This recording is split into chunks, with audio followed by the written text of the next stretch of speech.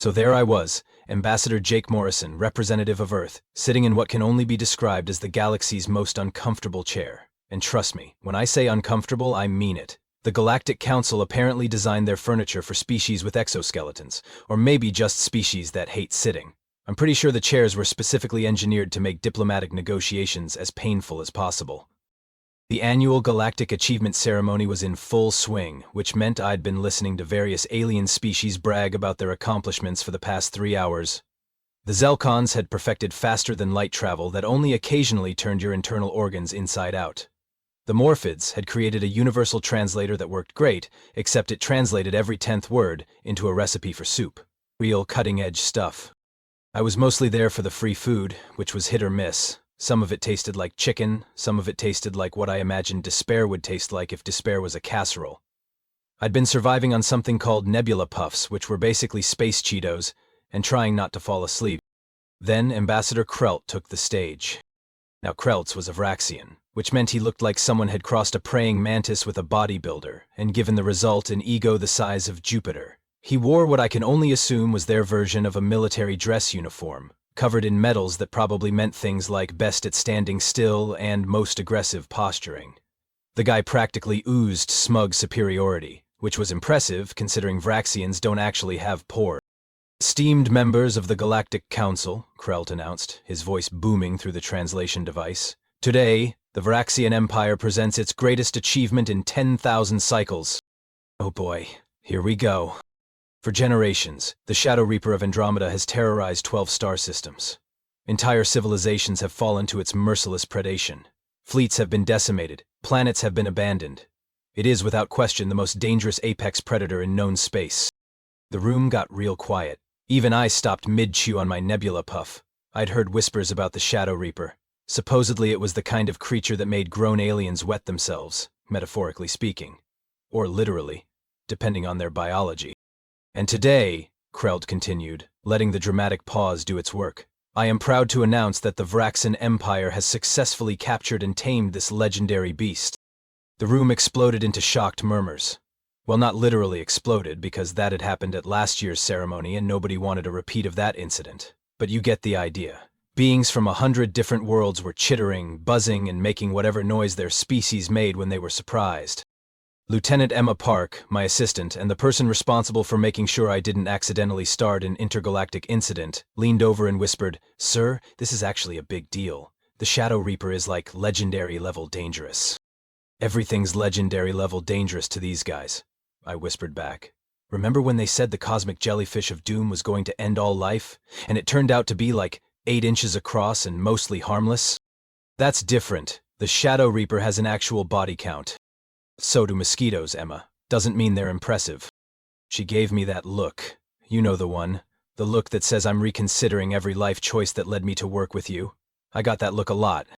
Krelt was eating up the attention like it was his birthday and someone had brought him a cake made of pure validation.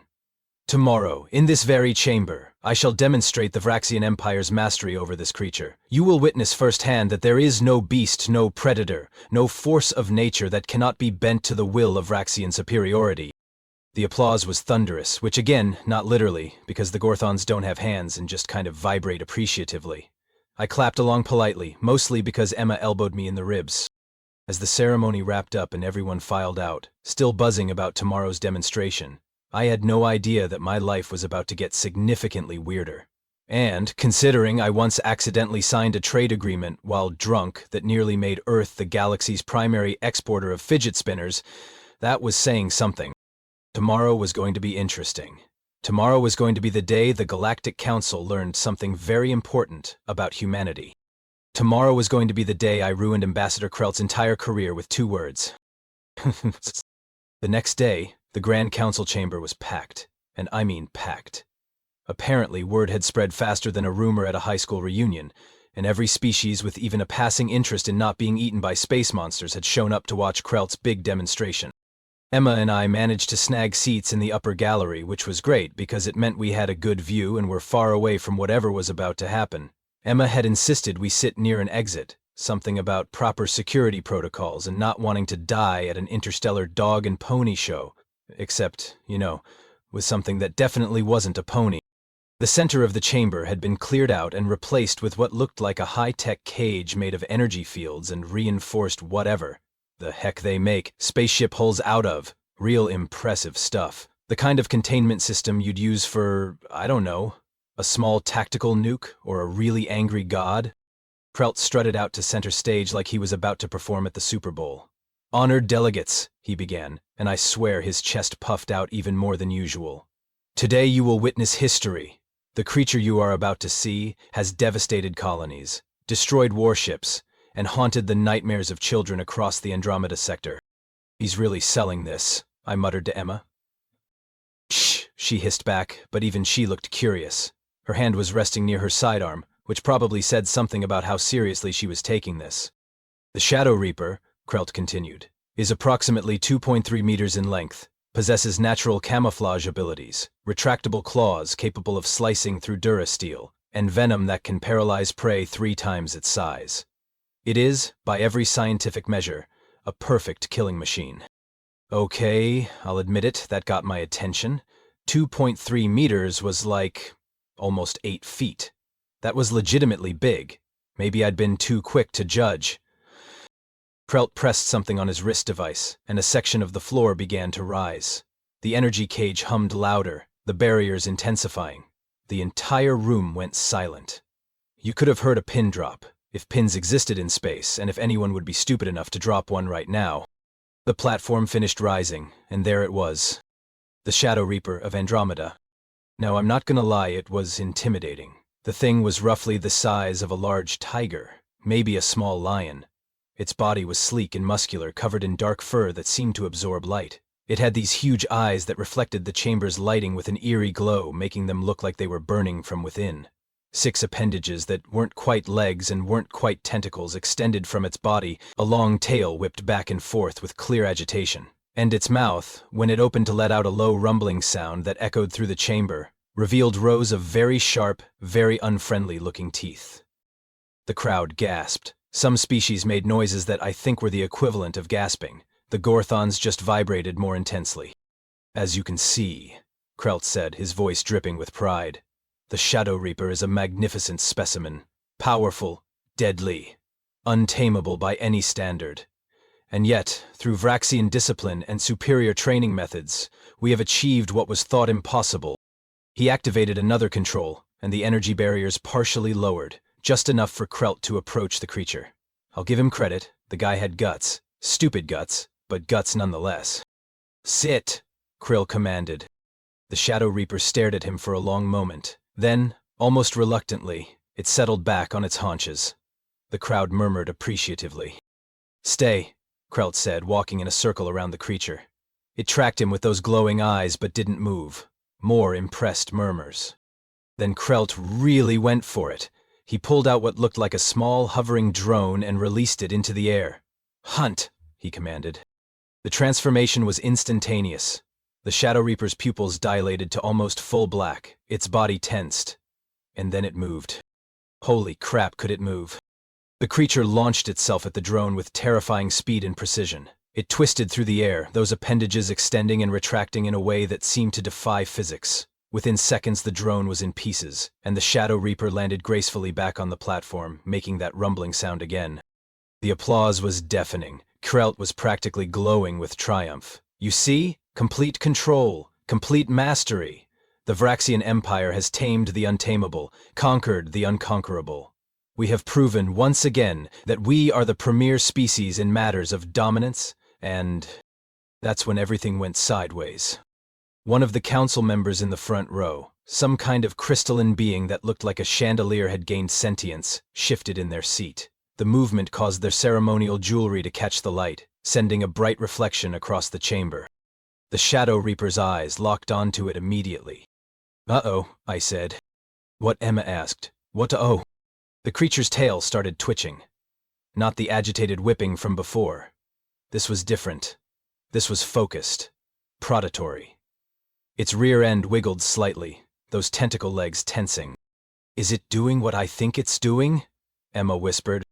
Before anyone could react, the Shadow Reaper pounced, not at the drone, not at anything Krelt was controlling. It went straight for the shiny reflection, launching itself at the energy barrier with such force that the entire containment system sparked and flickered.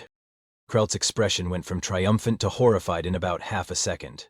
"No, stop! Return to position!" The Shadow Reaper completely ignored him. It was fully fixated on the lights, slamming against the barrier again and again. The containment system, which was probably designed to hold steady under calculated, predictable attacks, was not ready for whatever this was. Alarms started blaring. "Secondary containment failing," a computerized voice announced, in that calm way computers have right before everything goes to hell. "Please evacuate in an orderly fashion." Yeah, that didn't happen. The moment those words hit, the chamber erupted into absolute chaos. Delegates were scrambling for exits. The Gurthons were vibrating so intensely they were bouncing around like fuzzy ping-pong balls. Someone activated an emergency force field that trapped a dozen council members on the wrong side. The chandeliered being was trying to dim their jewelry, but the damage was done. The Shadow Reaper hit the barrier one more time, and with a sound like breaking glass mixed with a power surge, the entire containment system collapsed. The creature burst free, and all hell broke loose.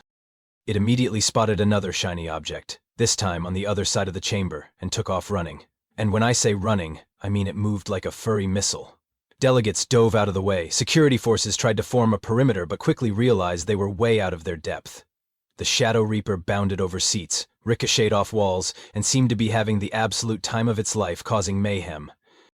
Krelt was screaming commands that the creature wasn't even pretending to acknowledge. Security was firing stun weapons that were doing exactly nothing. And somewhere in the chaos, I heard Emma say the most beautiful words I'd ever heard her say. "Sir, we should probably leave before we get eaten by whatever that thing is." But I wasn't watching the exits.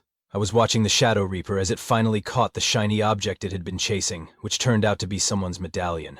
The creature batted it around with its front appendages, making that rumbling sound again, its tail swishing with what I could only describe as pure joy. And that's when the horrible, terrible, absolutely ridiculous realization started forming in my brain. "Emma," I said slowly, "get me a video call to Earth. I need to see a picture of Mrs. Whiskers." "What? Sir, now is really not the time for Emma. Trust me, I need to see a picture of my neighbor's cat, right now." She stared at me like I'd finally completely lost my mind, and honestly, fair. To Emma's credit, she pulled out her tablet even while the galaxy's deadliest predator was treating the Galactic Council chamber like its personal playground. We'd moved to a relatively safe corner behind an overturned delegation podium, while security continued their completely ineffective attempts to recapture the Shadow Reaper. "Connecting to Earth now," Emma said, tapping her screen while occasionally glancing up to make sure we weren't about to become snacks. "This better be important, sir. Like, really important. Because if I die because you wanted to look at cat pictures during an emergency evacuation, I'm haunting you. Just pull up my cloud storage and find the folder labeled Neighborhood Watch." She gave me another look. This one said I'm adding this to my resignation letter, but she did it anyway, scrolling through files while the sounds of destruction and panicked alien screaming provided our background music. "Okay, I've got it. There's like 200 photos of a regular orange tabby cat. Why do you have 200 photos of your neighbor's cat?" "Because Mrs. Henderson sends them to me every single day, Emma. Every day. I'm pretty sure she thinks I'm lonely." I grabbed the tablet and started zooming in on the pictures, comparing them to the Shadow Reaper, which was currently cornering a group of delegates while making that rumbling sound. Orange fur with darker stripes. Check. Disproportionately large eyes that reflected light. Check. 6 limbs if you counted the 4 legs plus the 2 little grabby front paws they used for everything. Check. Long tail used for balance and expressing general disdain for the universe. Check. That specific wiggle before pouncing on literally anything that moved. Check, check, and check. "Oh no," I said quietly. "What? What oh no? Sir, you're doing a lot of oh knowing today and I don't like it." I looked up at Emma, then at the Shadow Reaper, then back at the photo of Mrs. Whiskers sitting in a sunbeam, looking like she'd never committed a crime in her life. Which was a lie because I'd personally witnessed her murder at least 7 mice and leave them on Mrs. Henderson's doorstep like tiny, horrifying gifts. "Emma," I said slowly, carefully, like I was diffusing a bomb made of pure absurdity, "I think the galaxy's most feared apex predator is a cat." Silence. Well, not actual silence, because there was still screaming and crashing happening around us. But Emma went completely still, in that way people do when their brain is trying to process information that doesn't make any sense. Sir, you've hit your head. That's the only explanation. You've suffered a concussion from all the chaos and now you're hallucinating. Look at the pictures, Emma. I shoved the tablet back toward her, pulling up a comparison. Mrs. Whiskers on the left, mid-pounce on a toy mouse. The Shadow Reaper on the right, in almost the identical position, about to murder a security drone. Look at them. She looked. Really looked. I watched her expression go through several stages. Confusion, denial, consideration, and finally horrified realization. "Oh my God," she whispered. "Oh my God, you're right. That's a cat. That's a giant space cat. The entire galaxy is terrified of a cat." "Not just any cat, Emma. Based on the behavior patterns I'm seeing, that's specifically a tabby, known for being friendly, playful, and absolutely unhinged at random intervals, usually around 3 a.m. As if to prove my point, the Shadow Reaper suddenly stopped mid-rampage, sat down and began grooming itself, just straight up licking its paw and rubbing it behind what I was now certain were ears. Several security officers who'd been preparing to fire stun nets just stood there, completely baffled. "The 3 a.m. zoomies," I said, pointing. "The Varaxians probably call them battle rage or something dramatic, but that's just normal cat behavior. That's Tuesday night at Mrs. Henderson's house." Emma was scrolling through the photos now, her military training warring with the sheer ridiculousness of what we were discovering. The retractable claws that can slice through Durasteel. Every cat has those. The venom that paralyzes prey. Probably just regular cat saliva. They have bacteria in their mouths that can cause infections. Not venom, just poor dental hygiene. The natural camouflage abilities. Emma, have you ever tried to find a cat that doesn't want to be found? They're basically ninjas. Mrs. Whiskers once hid in Mrs. Henderson's apartment for 3 days. 3 days. They thought she'd escaped. She was in the linen closet the whole time. We both watched as the Shadow Reaper finished grooming, stood up, and then flopped over on its side, exposing its belly to the room. The delegates who'd been frozen in terror looked even more confused now. Is it asking for belly rubs?" Emma asked weakly. "It's a trap," I said automatically. "You go for the belly, you lose a hand. Classic cat move." Sure enough, when one brave or stupid security officer approached and reached for the creature's stomach, it immediately twisted and grabbed his arm with all 6 limbs, kicking with its back legs while making angry, chittering sounds. The officer managed to pull away, looking betrayed and confused. See, textbook. Krelt was still trying to regain control, shouting commands that the Shadow Reaper was completely ignoring. Because of course it was. It was a cat. Cats don't do commands. Cats barely acknowledge your existence unless there's food involved. "Sir," Emma said, and her voice had that tone. That "I know I'm going to regret asking this, but I have to" tone. "What are you planning to do with this information?" I looked at the chaos, at Krelt's rapidly deteriorating authority, at the most powerful military and scientific minds in the galaxy running away from something that millions of humans voluntarily kept in their homes, at the Shadow Reaper, which had found someone's ceremonial sash and was currently bunny-kicking it into submission. "I'm going to do something incredibly stupid," I said, standing up and dusting off my suit. "No. Sir, no. We talked about this. The last time you did something incredibly stupid, you accidentally declared war on the Filtrani Collective because you thought they were doing a comedy bit. In my defense, they were being very sarcastic." "They don't have sarcasm in their language." It was a sincere declaration of their military capabilities. "Well, this is different." I started walking toward the center of the chamber, where the Shadow Reaper was now investigating an overturned chair with intense focus. Emma grabbed my arm. "Sir, Jake, please. That thing has killed people, a lot of people. It might look like a cat, but it's still dangerous." "Emma, I've been around cats my entire life. My grandmother had 7 of them. 7. I know exactly what I'm doing." That was a lie. I had no idea what I was doing. But I had already committed, and backing down now would look worse than potentially getting mauled by a space cat in front of the entire Galactic Council. I took a deep breath, thought about Mrs. Whiskers and every cat video I'd ever watched at 2 in the morning when I couldn't sleep, and prepared to either become a legend or a cautionary tale. Probably both, knowing my luck. "Ambassador Morrison, stop!" someone shouted. Might have been Krelt, might have been Emma. Honestly, it was hard to tell over the sound of my own heartbeat and the distant rumbling of the Shadow Reaper. But I kept walking, and as I did, I started making a sound that every cat owner in the universe knew. a sound that transcended species, language, and common sense. Ugh. The effect was immediate and kind of terrifying.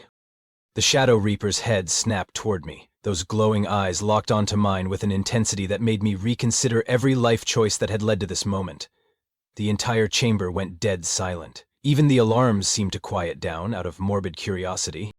"Pispus," I said again, a little less confidently this time. "Hey there, buddy. Who's a good interdimensional nightmare? You are. Yes, you are." The creature's ears, because yes, those were definitely ears, twitched forward. Its tail, which had been lashing aggressively, slowed to a curious swish. "Ambassador Morrison, step away from the creature immediately," Krelt commanded, his voice shaking slightly. "You're going to get yourself killed." "Nah," I said, not taking my eyes off the Shadow Reaper. "Watch this."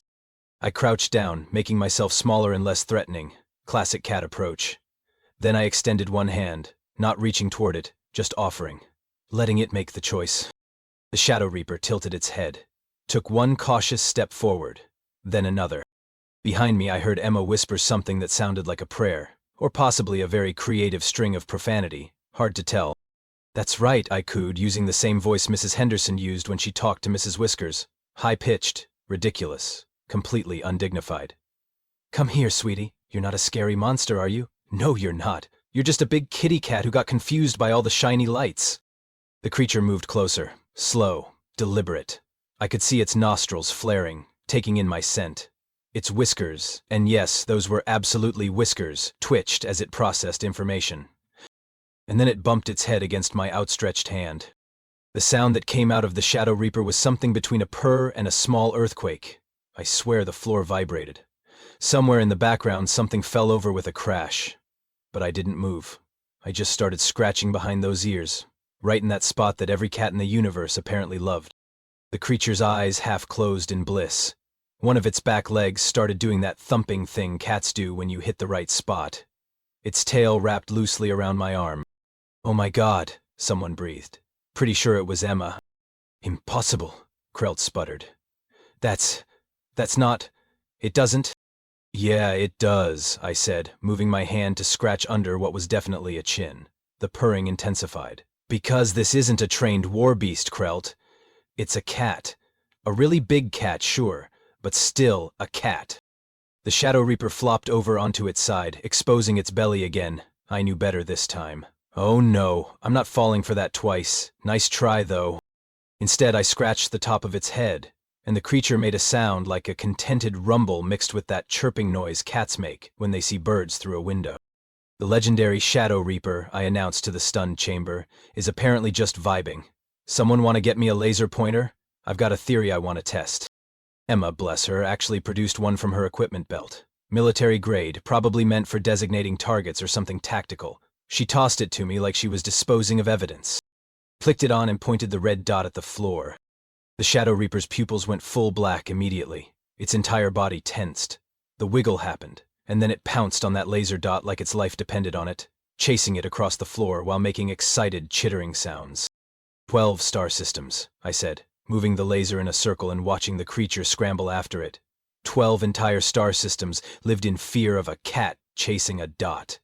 I cannot stress enough how funny that is.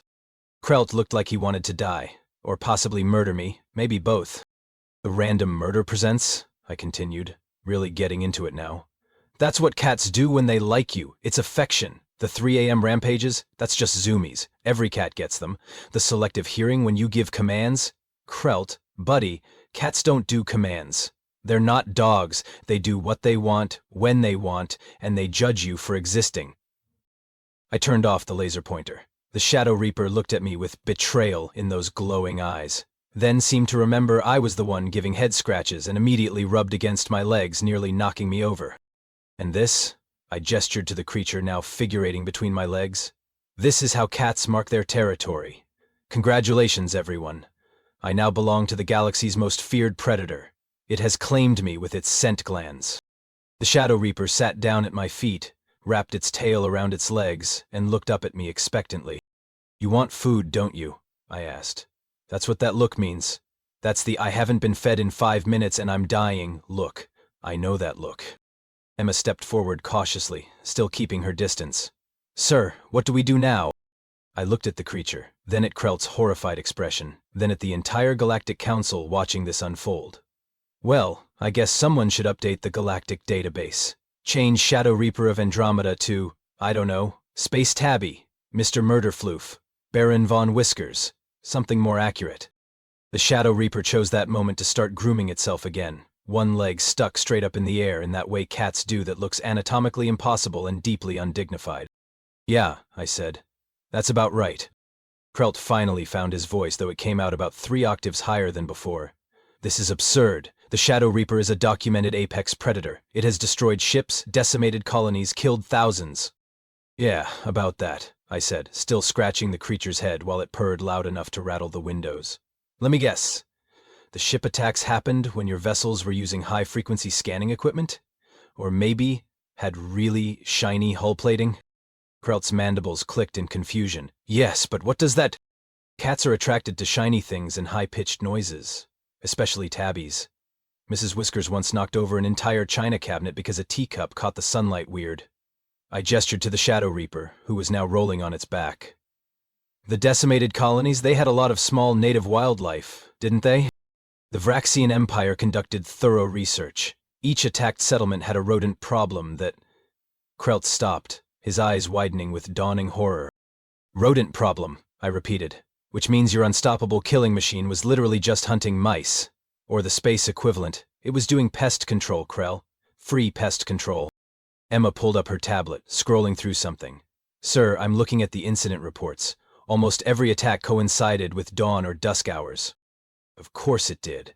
That's when cats are most active. It's called crepuscular behavior. Any cat owner could have told you that.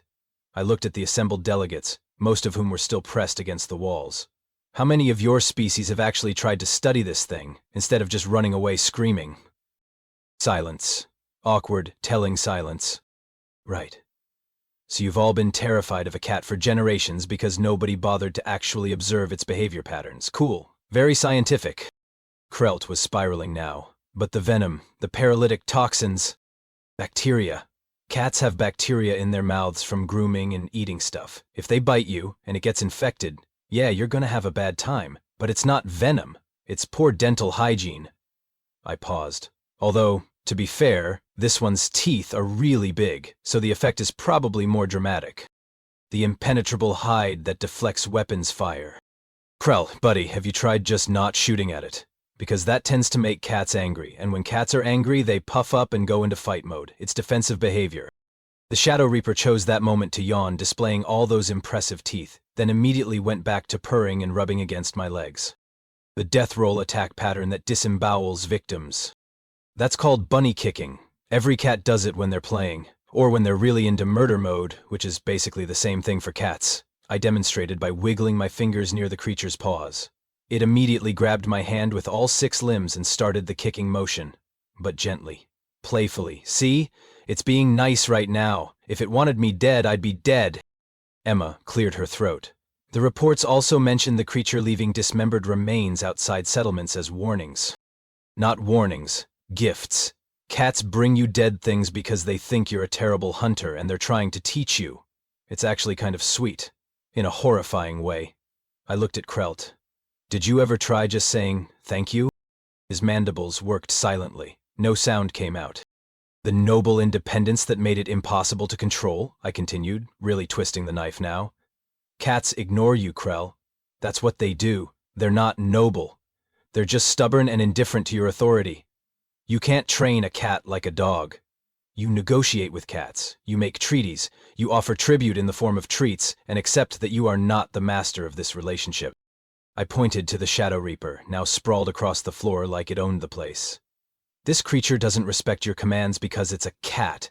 Cats respect nothing. They tolerate your existence at best.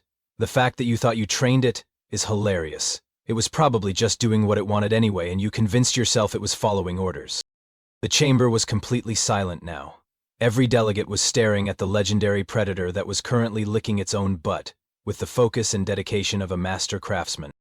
So let me get this straight, said Ambassador Threndix from the Aquilian Assembly, their feathers ruffled in confusion.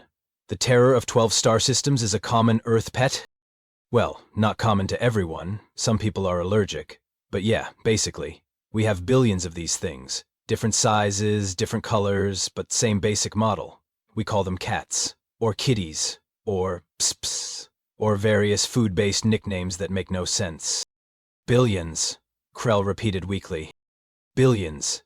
We keep them in our homes on purpose, for companionship, and because they kill bugs and mice, and because they're cute. Mostly the cute thing, honestly. The Shadow Reaper meowed. Not a terrifying roar, not a battle cry. A regular, questioning meow that sounded like, murr. Yes, you're very cute, I told it. Even if you did terrorize 12 star systems, who's a whittle apex predator? You are. Krelt sat down heavily, looking defeated. The Vraxian Empire spent 10,000 cycles living in fear. We mobilized fleets. We abandoned colonies. We built weapons. All because of a pet? To be fair, Emma offered diplomatically, it is a really big pet. My neighbor's cat is 12 pounds and I'm terrified of it, I said. So, you know, scale is relative. But yeah, you got played by a cat, Krelt. It happens to the best of us.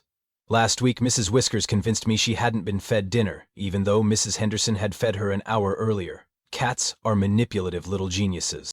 The Shadow Reaper stood up, stretched in that yoga pose way cats do, then calmly walked over to Krelt and headbutted his leg. It's claiming you now, I explained. You're its person. Congratulations. You're going to spend the rest of your life serving it. That's just how this works. Krelt looked down at the creature with an expression of profound existential crisis. Welcome to cat ownership, I said cheerfully. It's a lifetime commitment. 3 weeks later, the Galactic Council held an emergency session to officially update their records. The Shadow Reaper of Andromeda was reclassified as Felis Spacialis, commonly known as a space cat. The scientific community was having a collective meltdown, trying to figure out how a species from Earth had ended up in Andromeda. But that wasn't my problem. My problem was that I'd become the galaxy's foremost expert on apex predators, by virtue of once owning a cat in college. Ambassador Morrison, said Counselor Vreen, a blob-like being from the Tertian cluster.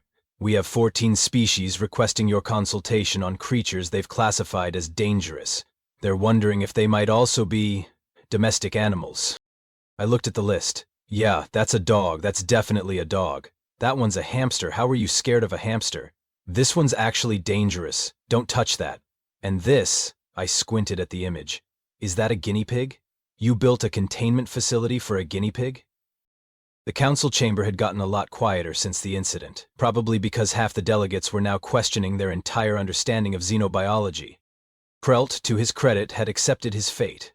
He now sat with the Shadow Reaper, whose name was apparently Whisper in the ancient Vraxian language, which was hilarious, curled up in his lap. The creature had refused to leave his side, and watching a 7-foot warrior trying to attend diplomatic meetings while a space cat demanded attention was the best thing that had happened to my career. The Vraxian Empire formally requests access to Earth's domestic animal database, Krelt announced stiffly, while scratching behind Whisper's ears, for research purposes. We'll send it over, I said. Fair warning, though, once you see the videos, you're going to have questions. So many questions. Emma had parlayed her experience into a legitimate consulting business. Turns out, a lot of species needed help understanding Earth fauna. She'd already helped the Morphids realize their planet-killing monstrosity was just a very large rabbit having territorial disputes. Sir, she said, walking over with her tablet, we've got a situation.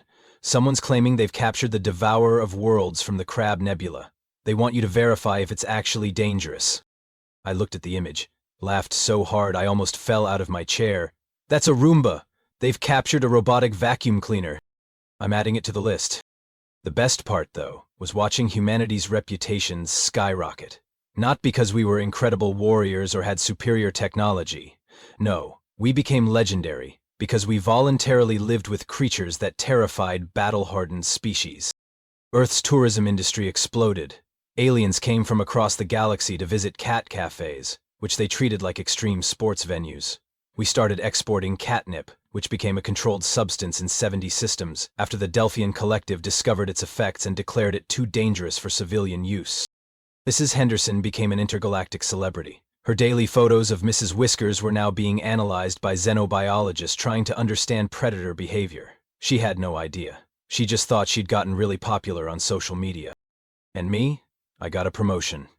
I was now Earth's ambassador of domestic relations, which was a fancy title that meant I spent my days explaining to advanced civilizations why their apocalypse beasts were actually just good boys who needed pets and treats. Ambassador Morrison, Krelt said during a break in the session, whisper draped across his shoulders like a very intimidating scarf. I must ask, how do humans live with these creatures without constant fear? I thought about Mrs. Whiskers, who Mrs. Henderson claimed was an angel, but I'd personally seen commit crimes against nature and furniture. I thought about every cat video I'd ever watched, every 3 a.m. wake-up call from Zoomies, every shredded curtain and knocked-over glass. Honestly, Krelt, we just accept that we're not in charge. They are. We're just here to open doors, provide food, and serve as furniture when they deem us comfortable enough. It's a hostage situation we've all agreed to call companionship. Whisper meowed, and Krell immediately pulled out a container of treats. The mighty Vraxian warrior had fallen. Hard.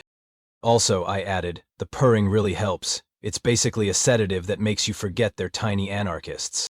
As if on cue, Whisper started purring, and I watched Krelt's aggressive military posture melt into pure contentment. I understand now, he said quietly. The humans are not strong because they conquer nature. They are strong because they coexist with chaos and call it friendship. That's surprisingly deep, Krelt, but yeah, basically. I stood up, preparing for the next session. Though maybe don't mention that to the other ambassadors. Let them think we're mysterious and powerful. It's better for negotiations. I pulled out my phone and sent a message to Mrs. Henderson. Your cat's relative started an intergalactic incident. Thought you should know. Her response came immediately. That sounds like her. Did you feed her? I looked at Krelt, who was hand-feeding premium space tuna to Whisper while the creature purred loud enough to be a safety hazard. Yeah, I typed back. She's eating well. The Galactic Council resumed session. Someone presented a new threat assessment. Emma whispered that it was probably just a golden retriever. The delegates argued about proper containment procedures while Whisper knocked Krell's ceremonial medallion off the table and watched it fall with deep satisfaction. Just another day in diplomacy. Just another day of explaining to the galaxy that their monsters were our pets, their nightmares were our companions, and humanity's greatest superpower was apparently our willingness to share our homes with creatures that could murder us, but chose violence against furniture instead. Honestly, I'd take it. Beat the alternative of actually having to be impressive. Plus, the cat videos I was getting from alien species trying to figure this whole thing out were absolutely golden. I was going to be entertained for years.